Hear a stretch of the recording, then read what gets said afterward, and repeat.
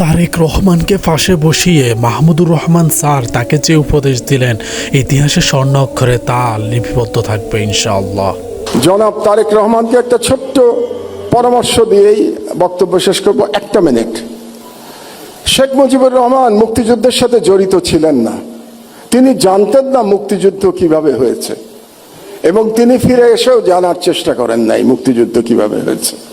তাকে আওয়ামী লীগের লোকজন যা বলেছে এবং ভারতীয় পক্ষ যা বলেছে সেটাকেই তিনি ধরে নিয়েছিলেন, এটাই মুক্তিযুদ্ধের ইতিহাস ছিল, এই জন্যই তিনি ব্যর্থ হয়েছিলেন। জনাব তারেক রহমান, আপনি 17 বছর দেশে ছিলেন না, আপনি জানেন না এখানে কি হয়েছে।